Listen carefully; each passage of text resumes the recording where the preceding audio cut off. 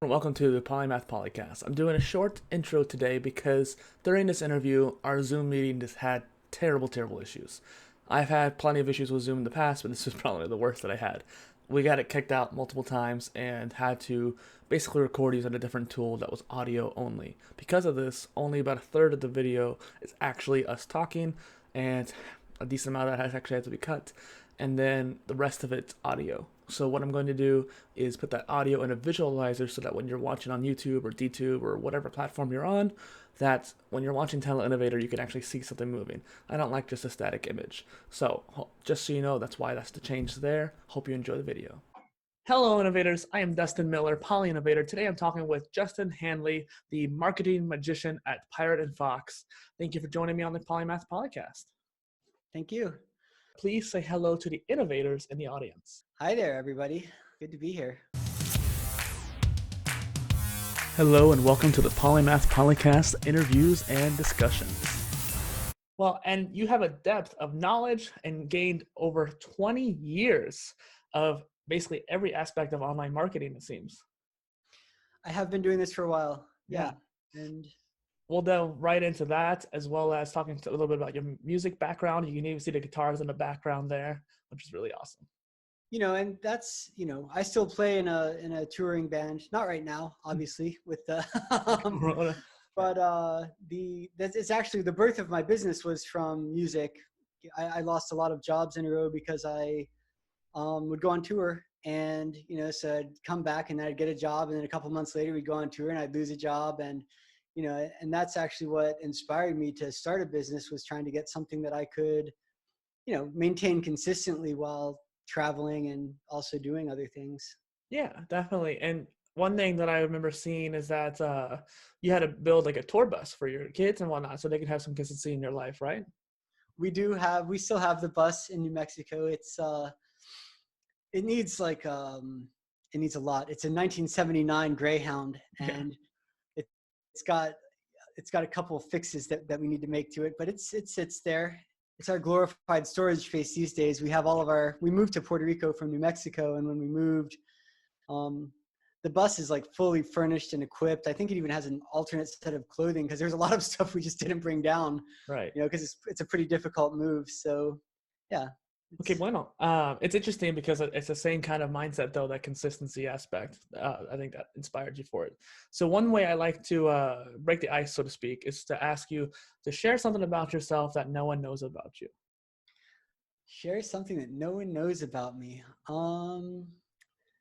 Gosh, that's hard. I'm a pretty transparent guy. I don't do a lot of acting. What does no one know about me? How does no one count? Can a couple people know? Sure. I think in the general public, I spend a lot of time hanging out with a pig. One of my favorite farm animals, we have this big pig that started out as a baby, and it used to sit on my lap when I worked, like when it was little, and it was like this big, and it would just kind of sit on my lap. And now it's this gigantic multi-100-pound thing, but I still go and I sit with him. He sort of is my thinking spot. I find him very calming, just hang out with my pig. Pigs are really smart too. Yeah, I guess. I mean, they're intelligent if there's things in their way to get to food, then they can be incredibly intelligent, but I'm not sure that they're all around that that bright. I've never seen a study where they were watching like TV or something like that, so maybe I'm a little... Yeah, I'm sure. Maybe they are very smart and they just don't have the best personalities. They can be a little bit piggish, you might say. Yeah. Yeah. So that's funny. In the pre-show things, I always ask kind of along the lines of principles in people's lives. So one I wanted to go off of right there, right off the bat, is in the pre-show you said that honor isn't a long dead concept. What do you mean by that?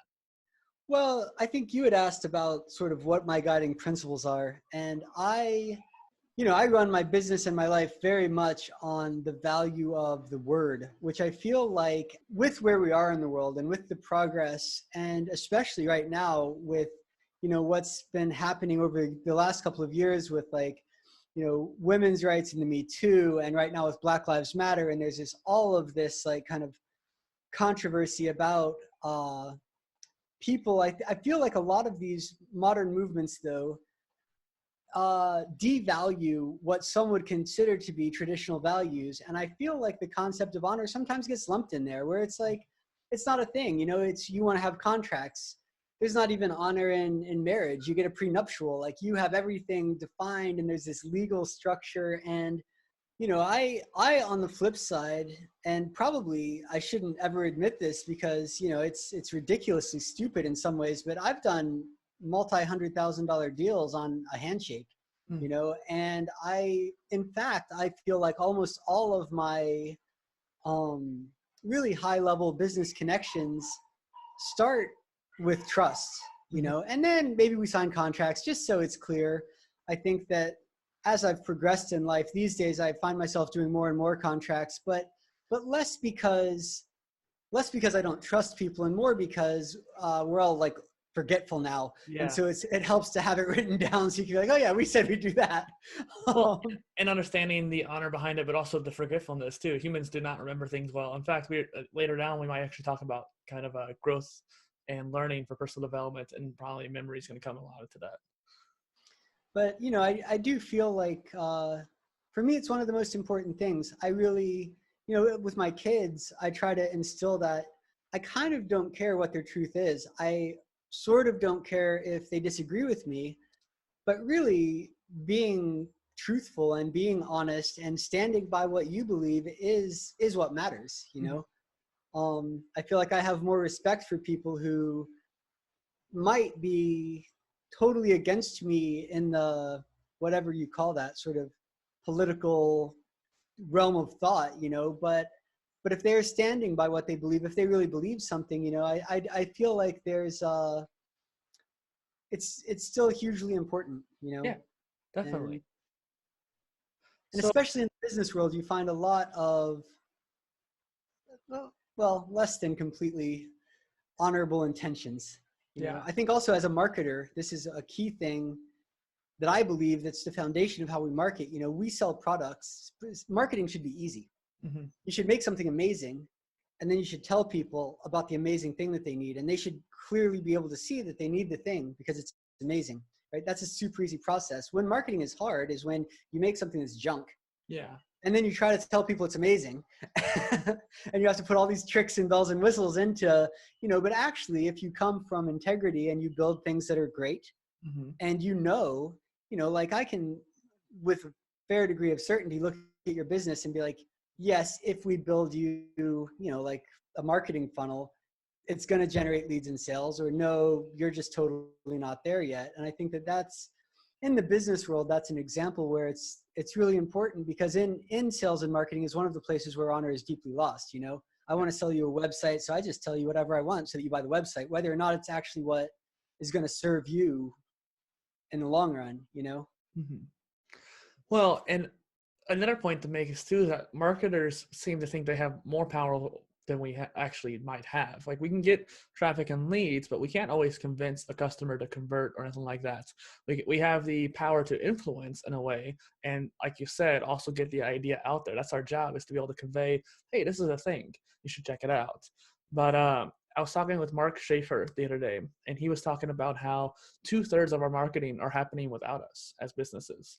And so a third of it is our endeavors that we do, such as funnels and email marketing, whatever avenue we're going about. But a lot of it's coming from word of mouth. And so if you have a crap product and you try to force it down people's throat, that's just going to spread around through word of mouth, that kind of thing. Yeah, absolutely. And, you know, I have one of my clients who has probably the highest converting list of anyone I know. He's super careful. Like, you know, he won't promote anything that isn't 100% in line with what he believes. And because of that, he has huge trust. He has huge conversions. He has a super successful business because people know that he's not just going to throw stuff at them for money. Like, he's actually thought about, do I believe in this? Is this right? That's a huge thing, really. And this has been with social media in the last couple of years. I think it's become more to the forefront than it used to be.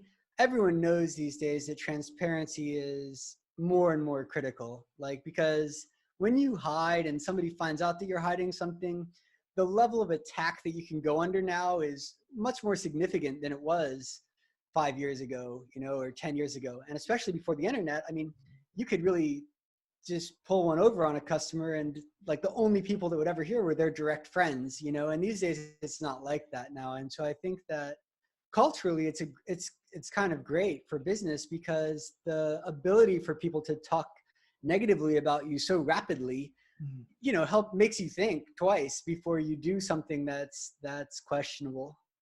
Well, I think there's 2 points to be made there too. We were both kind of alluding to that word of mouth back in the day before the internet. That was the only way that bad news would really get spread. It's like, hey, this is my friends and family. But there's also the amount of, I don't want to say gossip, but the communication involved is that we're much more open to sharing bad news, I think, or even good news to many different people, even if we don't even know them that well nowadays. I think society has grown more open-minded to like, hey, this product really doesn't, like Yelp, for example. Yelp is a thing that came about because we wanted to share it with people we didn't know. And now with social media on top of it, that's kind of the second thing, where now our circles are much bigger too. Yeah. And I think it is easier people are expecting that kind of level of engagement, and it's in some ways the social media side is less annoying, because, if you've got some cool new thing and all you do is tell all your friends about it all the time, that can get a little nerve grating. But actually just throwing it up on social, takes the edge off of the promotional side, lets people see it, and can actually make the whole thing a little more comfortable. Yeah. Than just running around all your friends being like, oh my God, I got this new thing. You got to get this. Yeah. Well, and it's a different experience. Yeah, it is. So this actually leads me into my next question too. Something that I think fascinates us both is marketing. But one problem we are seeing that people have that kind of negative connotation with marketing. What you described earlier as marketing is just getting an idea out there, like, hey, we have this, you should know about it. And I think that's a really positive connotation, where when you and I think about marketing, we just simply think about the way of how can I get this idea out there in the best way possible. But when people hear marketing, they think of all of the pushing and kind of spammy like people. Why do you think that we can, what can we do to kind of change the definition? It's interesting because I struggle with this. My wife is really the antithesis of like marketing. She's one of those people who is just opposed to all the BS. She doesn't want to be engaged. She doesn't want to be sold to, and so sometimes I'll rant about marketing and she's just off, because it's not real. And I think that almost everything is marketing. Yeah. And I teach marketing automation sometimes. And when I teach it, there's the first concept is that there are only two things. There are goals you want to achieve, and there's communication that you're going to use to achieve those goals. And all marketing really is learning how to effectively communicate. It could be me that the internet in Puerto Rico is not great, and the thunderstorm probably doesn't help either. Yeah. That's okay. I just might stop you and have you reiterate. Yeah. So, I feel like so you've got in marketing automation, you've got goals you want to achieve. I want to generate a lead or make a sale, or let's say you're a nonprofit. I want to get a donation or simply educate someone. That can be a goal, right?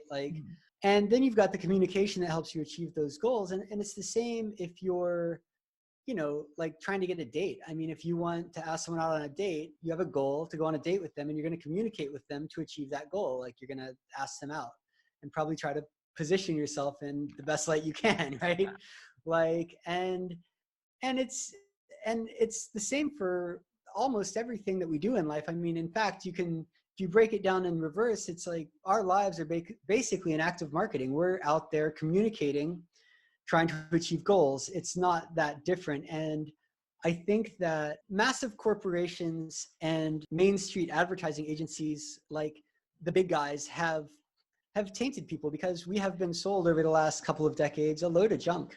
I mean, and there's planned obsolescence, and there's all the things that make people lose trust in companies and in messages. And so I think that in reality, the only way to recover from that is to shift the scenario, and get as many people as possible doing a good service, and, bringing that to the world and sharing that, and just kind of changing the paradigm, Yeah. I always wish that with physical products that we could get back to the point, I feel like for me, a selling point is like one, that it has screws, and two, that it's going to last. I mean, because you can buy now coffee makers. You can buy a coffee maker for like $500 that literally does not have a screw on it. It's molded plastic. If one little pump blows out, you're done. Mm-hmm. You can't like replace it. You can't fix it, and that kind of thing drives me crazy because, I think materialism gets a bad name. But I feel like people misunderstand materialism, where actually, if you're really a materialist, like you love material things and you want really quality things, it's not about owning a ton of plastic junk that's going to break. It's about like, having an experience of, for me, it's pens. I love nice pens. I'm all about like pens and stationery and things that feel nice because I spend time writing, and but I think that I think that probably the only way that you can change the perception of marketing is in the grassroots way. I mean, it's the same way that you change politics. You get enough people to want something different, and eventually it moves up the chain, and creates real change. And I would argue that it has been changing in a way. I mean, Gary Vee, for example, put out his book, Jab, Jab, Jab, Right Hook, which is a great example of how we should approach marketing in a more positive way. And something that you said there that I a little disagree with, you said that past couple decades, people have been kind of in negative marketing, but we've had that since 1900s with snake oil, for example. Yeah. Well, snake oil salesmen, like literally not like in a figurative sense, but in a literal sense, people trying to sell snake oil as a cure-all kind of thing. It's like, no, it's not. You are absolutely right. Yeah. And it's not gone either. I mean, I think the modern day example in my world is like the fake news sites, where you go to some site that looks like it's a news site and it's trying to sell like a weight loss supplement or something in an article about how somebody's life was transformed as if it's a news article in any way. And I just feel like, so there's definitely still the con artists in the world. Well, and one thing that I was going to ask you too, considering your decades of experience, if you could boil down all that you've learned into one idea, what would it be? I guess if it was one idea, because I feel like there's two that are competing in my head. Okay. But if it was only one, and this is about business, I would say, all right. So the one big thing, I think it's relationships. And on a very high level sense, most of the biggest companies I've worked with make a huge chunk of their revenue from affiliate partnerships, right? Which is a relationship. It's a good relationship with another company, product, or service that you can recommend. They can recommend you. The big name in most industries, and the internet marketing industry is a really good example. Like the big name internet marketers are a tight knit group of friends who promote each other. It's very, interwoven. It's the same in the health industry. And I'm sure that those are the two big ones. In the finance industry, there's a group like that. In most major industries, you'll find that there's like an inner circle of the serious marketers.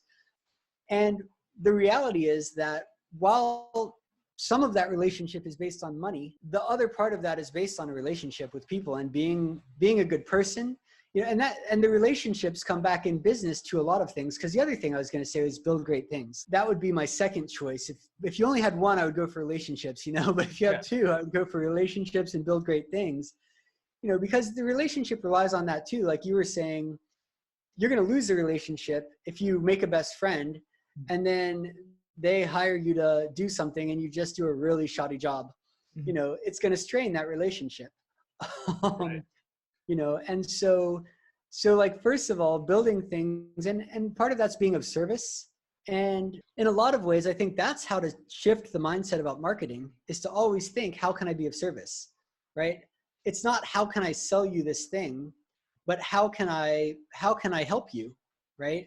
And those are also the products that sell really well, because if you authentically can help people and you can say, oh yeah, you've got that problem, this solves that, guaranteed. Like, then done, like the sale is made, in a lot of cases, that's all it takes.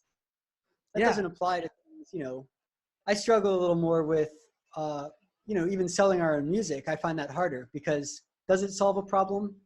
It fills like a sort of emotional, spiritual space, but it's not as easy as selling, like medicine or something like that. yeah, wart remover. You have a wart, put this on it, done. Yeah, Like, exactly. Getting that idea across and being able to make a relationship out of it while also having a good product or service behind it. Yeah. Yeah.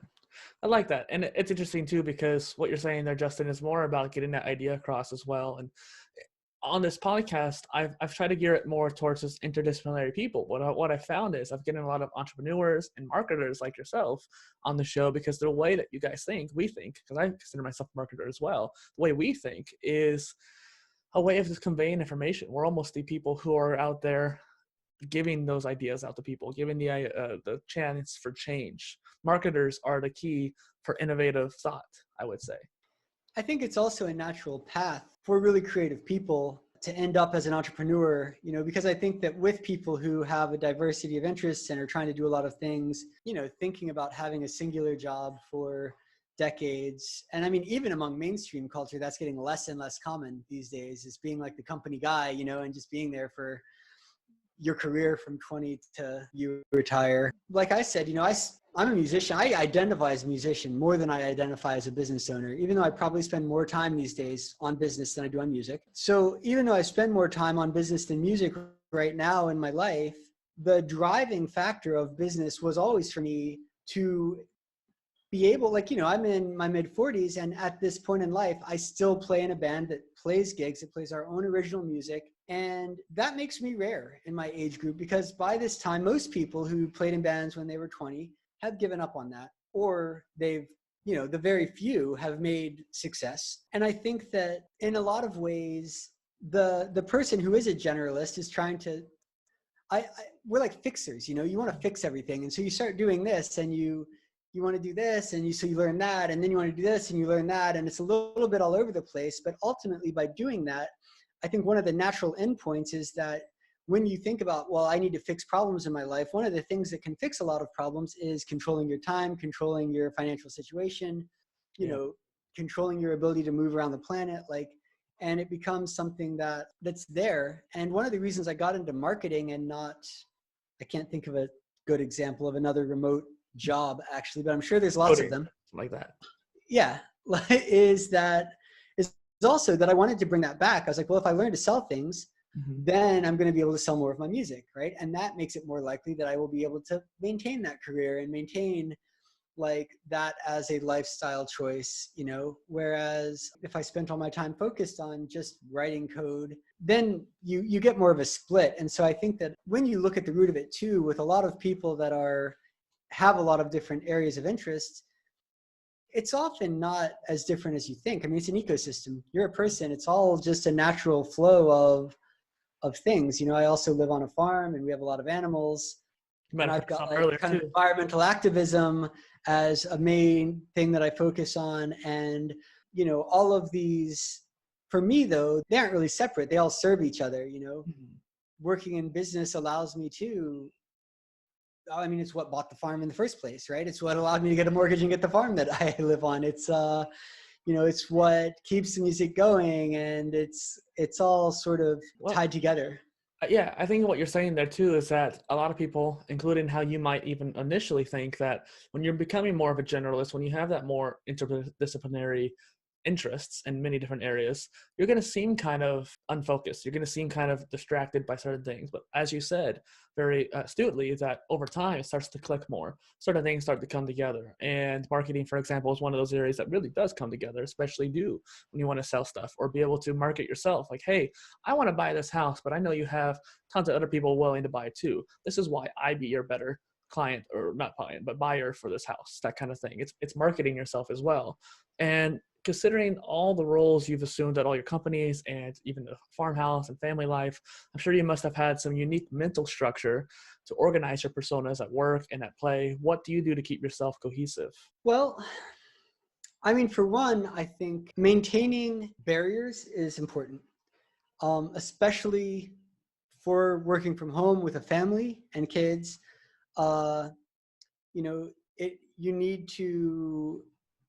You need to walk away at some point. And I think that with the entrepreneurial mindset, it's really easy. And with, talking about Gary Vee, I feel like he's the inventor of the push until you die kind of thinking. And for me, I found that actually segregation is really important. Um, one of I actually met my wife, and I started out when I first started my business. I was actually not in a band. I was in a theater, and I was the musical director of a touring theater. And I was writing music that we were kind of performing in shows. And in that theater, we had a collaborator who worked with us, and she said to me once, basically, if you don't have a rehearsal time, you're not a theater, right? Because sometimes we'd complain. We did a lot of training. So again, the point I was trying to make was that she to me that if you don't set a rehearsal time, you're not a theater, and I think that applies for a band too. Like if you're like, oh yeah, let's get together and play music, like you're not really a band. Mm-hmm. If you rehearse like Tuesdays and Thursdays at 7 o'clock at night, you're going to get there. And this is a real thing that I've found in many parts of life. Another one of my favorites, we had a Taekwondo teacher actually also at the theater, and he was an artist. And he also did a couple other things. And at one point, I remember someone asked him like how he did art with all the other stuff going on in his life. And he said, oh well, at some point you actually learn that it's not about when the inspiration strikes. Like when you've got kids running around and a business and a life and other commitments, like you basically just sit down and you do art when you have time to do art, and that's it. Like Right. that is your art, and I think that that's the thing that I've found probably helps keep things floating, is because if I don't set aside times for specific things, I start to feel overwhelmed. Right. Like if I don't set aside time to play music and my business is really hectic, and I don't play music because I didn't set aside time to do it, eventually I start feeling guilty, like I should be playing music more, and I'm not. And vice versa, if I decide I'm going to be flexible with my business time and I don't like go into the office at a certain time and I just sort of work whenever, that really never works. I mean, when that starts to bleed into your life and your phone's ringing day and night and you feel like you need to answer it because you weren't there like half the day, and like, I just find it gets too messy. And if you're, so that's what I'd say, is that if you really are trying to do multiple things, make time for all of them, and also uh, only really try to master one thing at a time. I think it was Malcolm Gladwell who said like put forward the 10,000 hour theory of like mastery. Let's pretend that that's true.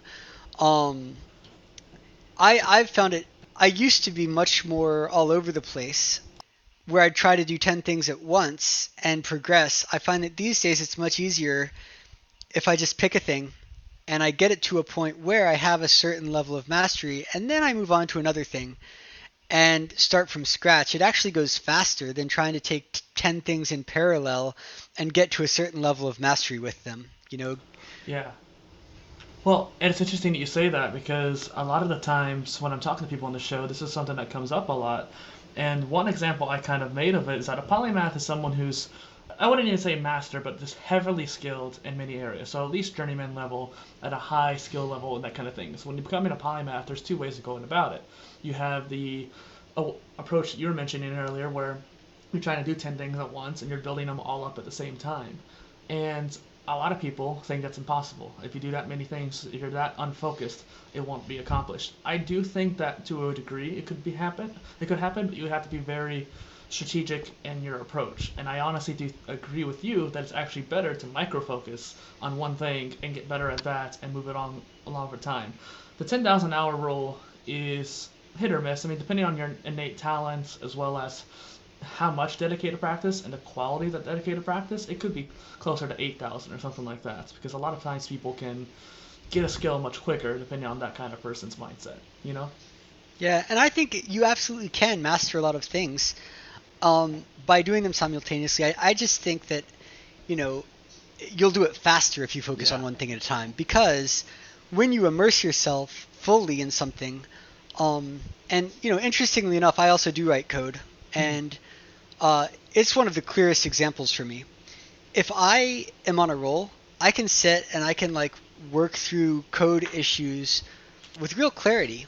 If I walk away for a couple weeks and I come back, the amount of time it takes me to get my brain back into that specific space Mm-hmm. it's huge, and so um, like if I have problems I need to solve, it's easier for me to set aside 2 or 3 days in a row where I can just really nail those problems than it is for me to say I'm going to work on that project an hour a day. Right. Because it all just goes slower, because there's the time that it takes to get into that mindset, there's the time that it takes to get out of it. And I can't remember who said this, but I saw someone mention recently that they estimated it was about 20 minutes that it took to shift tracks. And so if you're pretending that you do a different thing every hour of like an 8-hour day, you're losing potentially 2 hours to the amount of time that is just you Wasted. shifting tracks. So again, you could do that over a week. You could work an hour a day on 8 projects, and by the end of the week you've got 5 hours per project in the bag. Or you could work like 5 hours straight on one, 5 hours in another. And I guess that's not a great example, because what I think is that if you worked on it straight, it might only take 3 hours, So while you would get the same stuff done by the end of the week in one scenario, you might get it done by like Wednesday afternoon. Right. Exactly. And it's called deep work, where you're focusing on something for that time span, so to speak. And that's an interesting concept too. I want to see if there's deep work can be applied to any aspect of life, I would say, but it's interesting to think about what we could do as polymaths or aspiring polymaths, and just people like you and I who are more generalistic, how we might apply a more interdisciplinary deep work down the line. Sure. From the high level perspective as well, I think one of the things that allows this is making sure that you're in alignment as well with yourself and where you want to go. Because that's one of the biggest things that derails processes, is also that people go down the rabbit hole and kind of forget what they were originally going for. One of the things that I think lets you say, okay, I am going to take 5 hours today and I'm just going to do this one thing. And I know that other stuff's going to fall apart and I'm not going to like respond to my emails and somebody might get mad at me if I don't get back to them, whatever. I'm just going to focus. One of the things that lets you get that clarity of mind is making sure that what you're doing is in clear alignment with where you want to go. Right. And I've found, because I think as a business owner, one of the things you worry about is all the little stuff all the time. And I've found that also, if you are focused on the big things, all those little things can and will resolve themselves by magic. Like often if I ignore my staff for 2 days straight, and the first 4 hours of the first day, I get 1,000 questions about emergencies that have to be put out. By the end of the second day, like 90% of them are dealt with. Because if it was really an emergency, somebody's going to figure out what to do. You know what I mean? And it's like it can be the easiest thing to go to the business owner or go to the person above you or whatever and just be like, what do I do? But really, if you leave people alone, everybody has that ability to, figure things out and expand. And so in some ways, it can almost, if you're in a business that's more than just yourself, if you've gone beyond that solopreneur kind of business environment, giving yourself those focus times can achieve two things. It lets you focus, but it can also let other people focus, so you're not always poking around in their business either. And can create a bigger culture of productivity. Definitely. And this actually leads into my next question as well, because I was wanting to talk to you about this concept of what is a business architect? It sounds like something I'd be interested in even. So I think about that like this, and I run a training called the Spiral Method, and I'm about to release a book in a couple of months called the Spiral Method, which is about, well, not circular, but a spiral of growth, where you're sort of always building on the core and moving in slightly bigger and bigger arcs over time and doing this steady, consistent growth process. And at the root of that are the things that really matter. And I think that this is something that it's so boring. What I'm about to say is so boring. No, it's fascinating. I love it. That nobody talks about it, right? Which is that all a business really is, a great business is basically a document, right? Or a collection of documents. And documentation of processes is what makes a business a business. And it's so franchises, right? What's a franchise? A franchise is a business what do you buy? You don't necessarily buy a McDonald's pre-built. You buy a license to build a McDonald's, and they give you everything from the blueprints of how you're going to build your building to like, the details on exactly how people are going to dress and what they're going to say to people in line and how they're going to cook the food.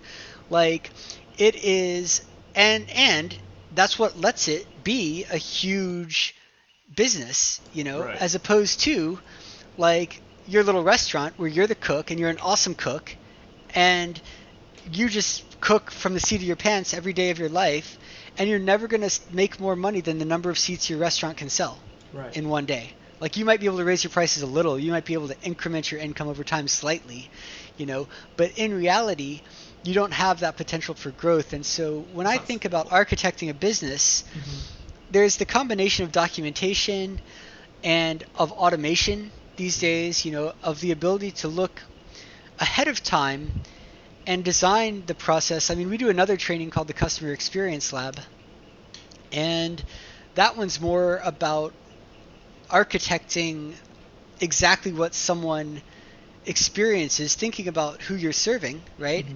And what they might have happen to them from the second they hear about you all the way through the time when they're like your biggest fan and buy everything you ever sell.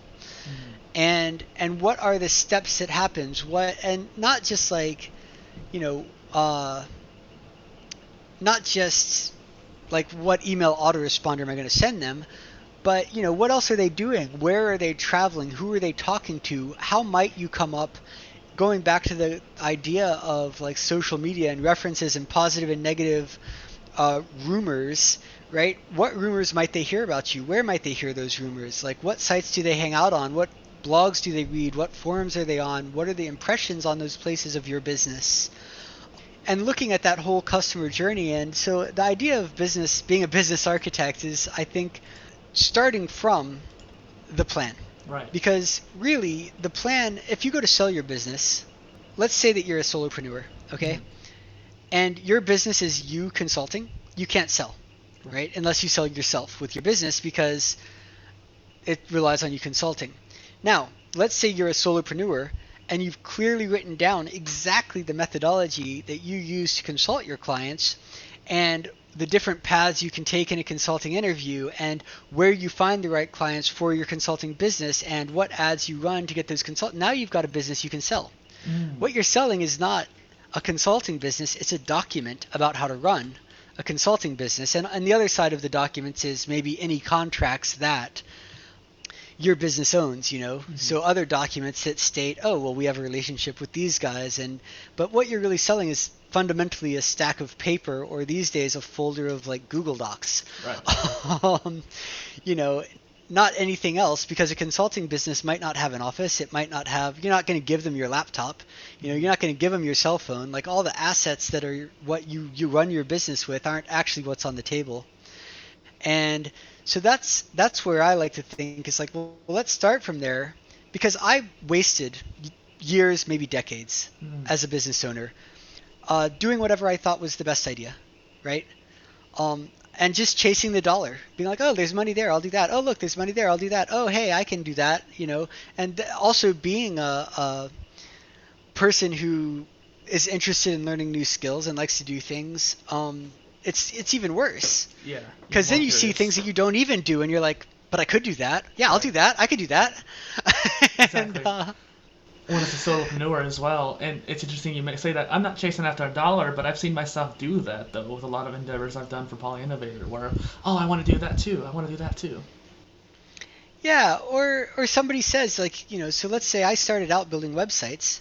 Then your website person comes to you and they're like, oh, but do you know how to do you know how to advertise on Google? And the first time that I sold someone my services advertising on Google, I'm pretty certain I had no idea. I just like, oh, sure, I can do that. And then I set the task of research and I, go for it. But the problem is that when you operate in that way, and I guess the question is this: when you say, oh, sure, I could do that, and you're going to live up to your promise because honor matters, and you're not going to charge them for your education time because that's not the right thing to do, whatever. You can do this in an ethical way and say, sure, I'll do something brand new for you. Just like an architect can say, yes, I'll build a kind of building I've never built before, and I'm going to guarantee you it won't fall down. I'm pretty sure I can learn how to make your crazy idea not fall down. Exactly. Like, but if you're doing that and you don't have an underlying structure, if you don't know, like, what are you doing? What's your business? How does it work? What do you sell? What's your purpose for selling it? Um, you know, then picking up that kind of stuff can actually distract from or destroy your business.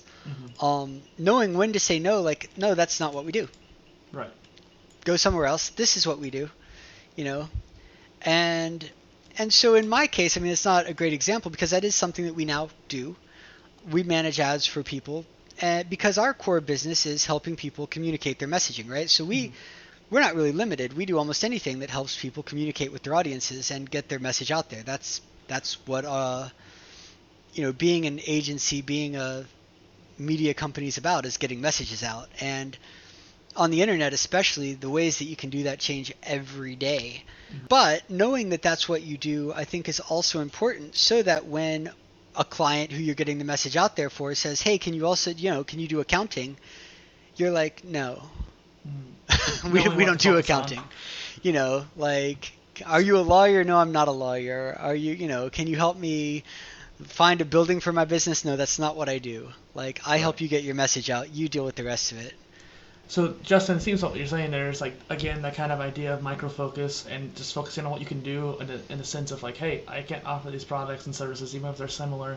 It's just going to be too much out of my brain, that kind of thing. Know your lane in a way. Even as a polymath or as a generalist, know what lanes you can go into. One point there, Justin, you were making is about the book you were talking about. How's that going? It's going great. It's in editing right now. I'll be excited to read it when it comes out. I'll have you back on so we can talk about it more, too. Yeah, that'd be great. And I think that, going back, though, to your question that I never really answered, the idea of a business architect, the idea there is that you write down what you're trying to do, right? So that also when questions come up, like, hey, can you do this? You have a reference point against which to judge whether or not that's part of what you're doing, right? Right. And just having that clarity, having those plans, having those standard operating procedures, having that kind of stuff in place first. I'm all about flexibility. I mean, the whole idea of the spiral method is a combination of growth hacking, which is where you just throw stuff against the wall until something makes a big difference and makes an improvement, and then documenting and creating standard operating procedures and creating automations around the things that work. So they both are necessary, but I'm all about trying everything and just going with what works. But I think that when, like a scientific experiment, you don't just do an experiment. You have a hypothesis first. You have the baseline. You know where you're starting, right? And so I guess that's what, for me, the idea of business architecture is like, let's make sure that we've documented your baseline, so that then as you grow, evolve, add new things, experiment, you at least have something against which to judge your growth and your success. If you do a scientific experiment and you never had, what do they call it in science? The control. If you don't have a control group, you actually don't have an experiment, because you'll never know really if you perform better or worse than the control. Right. Well, and so how can we follow those scientific processes then in pursuits of either our business growth or personal growth? So, I mean, I think that's all about documenting, right? So one is, like, write it down. Let's say it's personal growth, because this applies almost as well for personal growth. You have a goal. You want to, whatever, lose a little weight, or be able to run a little farther, a little faster, or, I don't know, be a better person, be less, get more energy. Whatever your goal is, you've got a goal that you're trying to reach. And so the first thing is to write down your goal. And then there's two other things. Okay, so you need to know how you're going to tell if you've reached your goal. So this is where it gets specific. Okay, my goal is to be able to run faster. How am I going to know if I reach that goal? Well, it's going to be when I do, like, a 5-minute mile. That's my goal, right? So how will I know when I reach my goal? You have to have that. The specific, how am I going to measure my goal, is the next question. And that in that example, it's ridiculously easy. It's like with a stopwatch, right? Right? Exactly. But you need to know how you're going to measure it. And then some other goals are not that easy, Um, like if your goals are financial, well, I want to be rich. That's not a real goal. I want to make $100,000 this year. That's a real goal. Well, how are you going to measure it? You're just going to look at your year-end profit and loss, right? But you're going to know. You need to know in advance how you're going to measure it, and especially in internet marketing, sometimes it's way more complex than that. Like you've got to have, analytics programs and special reports run in analytics programs that pull all the weird data you want to know, like who came from Facebook, went through this certain process and landed up over there, because Right. your goal is actually to get people off of Facebook into this bucket in your list, right? So Right. it can be much more complex, and to have that goal is great, but again, it needs to be specific. We're going to try to get 100 people a month off of Facebook into our little list over here, and we're going to measure it by using either Facebook's Pixel or using Google Analytics, or we're going to log into our CRM and look at the list size and know that all of that list came from Facebook or whatever. But that's one of the things I think that, and especially creative people don't do. You can say, "Oh, I've got this goal," but how are you going to know when you're there? Mm-hmm. And how are you going to measure that? And knowing those things then lets you just focus on achieving the goal, because you've always got that little goalpost. You can go into the how am I going to measure it place and look at your numbers and say like, okay, well, I'm halfway there, Right. or I'm actually making no progress. Maybe I need to go hire a coach. um, Yeah. or like I'm all the way there and I'm actually going to skip work for the next 2 days and just like run a lot so that I get there the day after tomorrow instead of in a couple weeks, whatever. But like, having that measurement is what I think makes it easier to also to stay motivated, Yeah. or to know when you're losing. Because another thing is that any True. real experimenter and innovator is going to lose sometimes, and I think that you have to look at losses, or in an experiment, like not getting where you want to get to. That's always a learning experience. You're never really losing. Mm-hmm. You're gaining knowledge about your thing.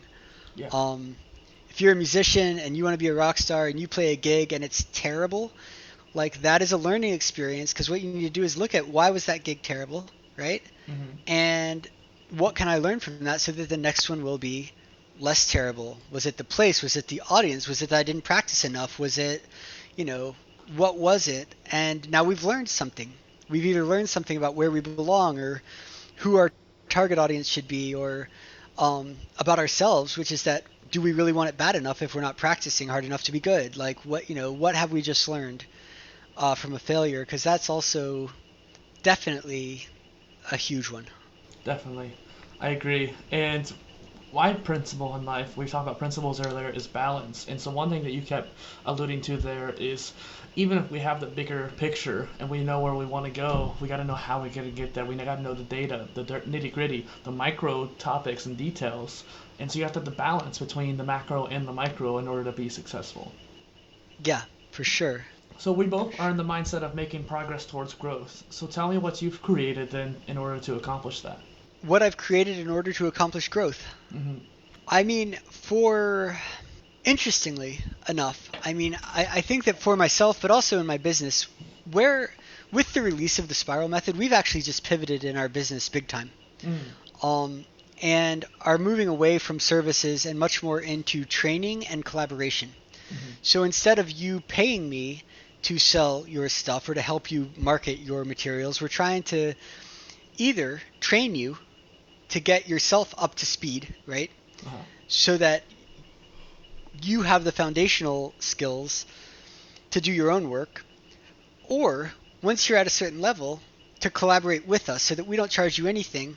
We just believe in you, you believe in us, and we work together, you know, uh, to do that. And so I think that the systems that allow that, again, for me, are it all goes back to sort of having really good ways that things are done, having Mm-hmm. good operating procedures, having good task management, like And that's the why I became a programmer, was because I've written my own task management software.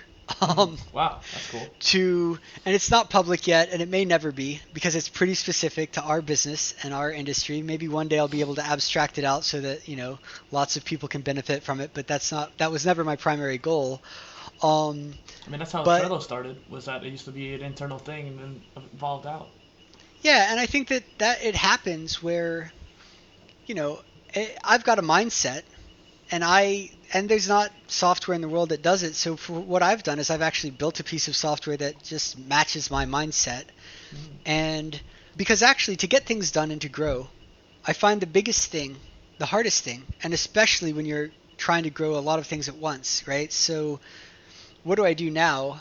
Do I go like milk goats, or do I do publicity for my band, or do I go like, work on our business website, or do I do a sales call, or what am I going to do next? I've got a billion things on my list. And so there's two things, and one is you have to be able to focus. In order to focus, what you need to have, in my experience, is a completely trusted system that holds all your ideas. Mm-hmm. And this could be as simple as a piece of paper that you just write new ideas on and you keep them in a folder. And once a week, you go through every piece of paper in that folder. Or it could be a task management system that you throw things into, and once a week or once a month, you look through, so maybe we call it the parking lot, which I think originally came from like David Allen and a book called Getting Things Done. Yeah. The idea of having like a parking lot where you've got ideas, you've got a million ideas, they're all awesome. You're not going to do them all.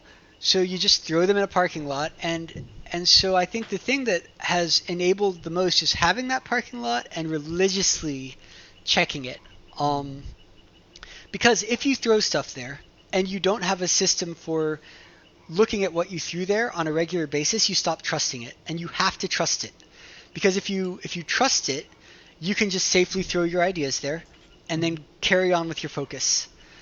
Anytime a new idea comes up, you stash it, you keep your focus. If you don't trust your system that stores your ideas, then your brain tries to store them and you lose your ability to retain focus, Yeah. And I think that's what lets you really grow is an ability to really focus and do big things. I mean, and for me, the biggest part of that is knowing that there's a place I can stick all of my great ADD aspirations, not lose them, not forget about them, but not do anything about them either. Right. Well, what you're alluding to there is what a brain dump, as some people call it, and allowing Absolutely. like focus to be much more engaged. Because like you said earlier in the episode, where if someone is trying to change what they're doing every hour of the day instead of deep working, they waste 20 minutes of that hour switching tasks, and it's still another thing where they're dumping the old thing and coming back into the new action that they're going into. I think the other big thing is just respecting yourself. I feel like imposter syndrome is real. Everyone has it all the time. Yeah. Anyone who's trying to grow, anyone who's trying to do something bigger than what they're currently doing, will always feel like that they are not who they're growing into quite yet, right? Right. And so if you're like a continual growth person and you're just on this path of like trying to be the best you can be, like you're always going to feel like, you're not quite that. And I think that the other thing is being able to forgive yourself, being able to accept yourself, and being able to trust yourself that you have the capacity for greatness, that you can reach where you want to go, and that also screwing up is okay and it's part of the process and it's learning and it doesn't mean you're a failure, right? Like and so that's the other thing, is just getting to a point where you can really love yourself and what you're doing and your life and how you're doing it, and I think that at the core is probably what makes most great people great, is that, and it's what makes you able to persevere. People who start businesses for money fail way more than people who start businesses for passion. Now, I wouldn't recommend necessarily going only into business on your passion. Like if you're super into like, I don't know, anything. Let's say you're super into crocheting. Yes, you could decide to become like a crochet teacher. You could also do something totally different. right? Right. It's not like you have to start a business around one passion.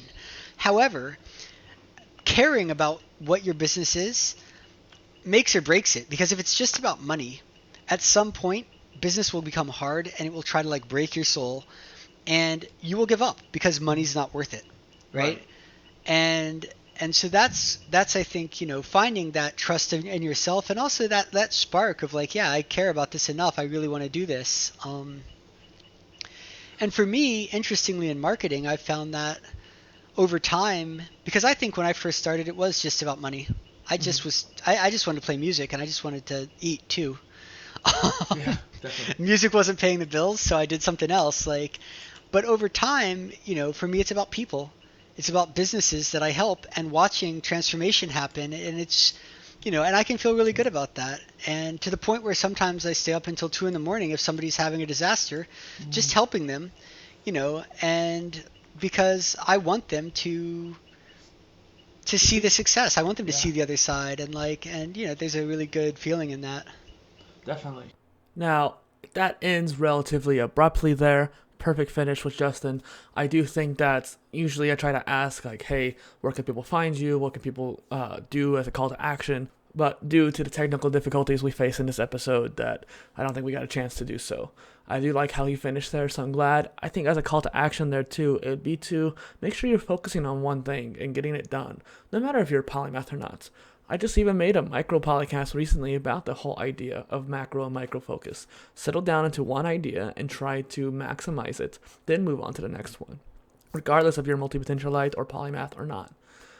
Another thing is, all his links that you can find him by, Pirate and Fox as well, will be in the description, so you can check him out. I encourage you to do so. It's a cool dude, super nice to talk to.